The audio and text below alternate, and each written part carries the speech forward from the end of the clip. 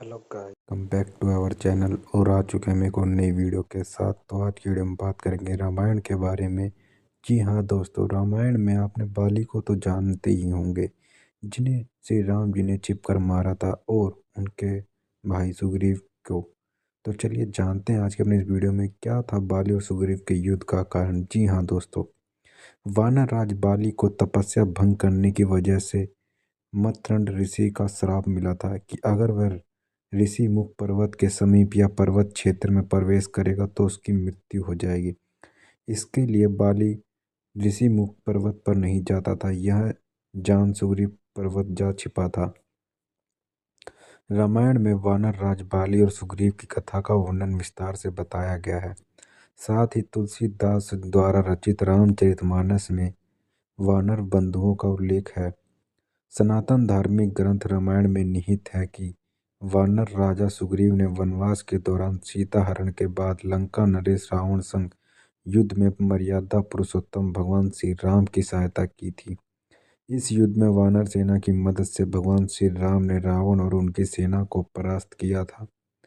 जब सीता हरण के बाद भगवान श्री राम और लक्ष्मण वन में माता सीता की तलाश कर रहे थे, उसी वक्त उनकी मुलाकात परम भक्त हनुमान और वानर राज सुग्रीव से हुई। सुग्रीव भी अपने भाई बाली के डर से छुपे रहते थे। वानर राज बाली को तपस्या भंग करने की वजह से मर्तंड ऋषि का श्राप मिला था कि अगर वह ऋषि मुख पर्वत के समीप या पर्वत क्षेत्र में प्रवेश करेगा तो उसकी मृत्यु हो जाएगी। इसके लिए बाली ऋषि मुख पर्वत पर नहीं जाता था।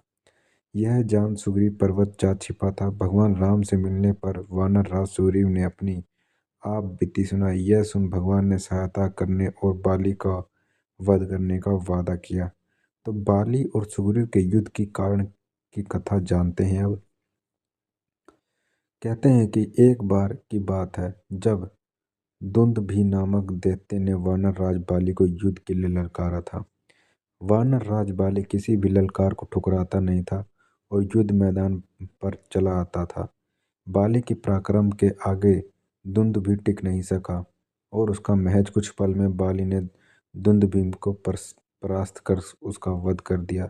इसके बाद दुंदुभि के शव को हवा में घुमाकर फेंक दिया। इससे दुंदुभि का शव कई टुकड़ों में बट गया। इसी दौरान दुंदुभि के शरीर से रक्त प्रवाहित होकर मर्तंड ऋषि के आश्रम पर जा गिरती है। इससे क्रोधित होकर मर्तंड ऋषि को श्राप देता है कि वह आश्रम के आसपास आएगा तो उसकी मौत हो जाएगी।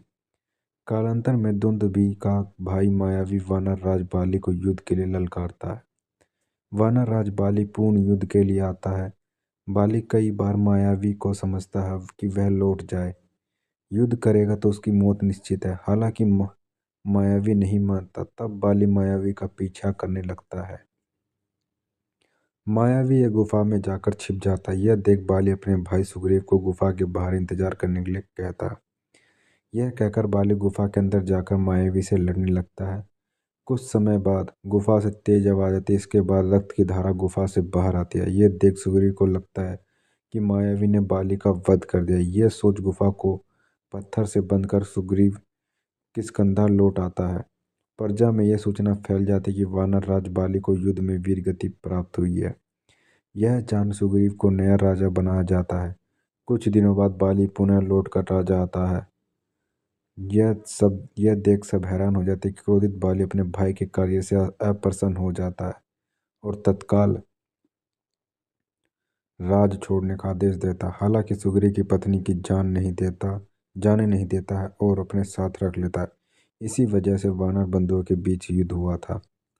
तो ये कहानी थी गाइस आज की हमारी कि वानर राज बाली और सुग्रीव के बीच में युद्ध क्यों हुआ था, क्यों बाली और सुग्रीव के बीच में युद्ध हुआ था। तो उम्मीद करता हूँ गाइस ये वीडियो आपको अच्छी लगी। वीडियो अच्छी लगी तो वीडियो को लाइक करें, चैनल पर तो चैनल को सब्सक्राइब करें। तो मिलते हैं गाइस तब तक के लिए नेक्स्ट वीडियोस में।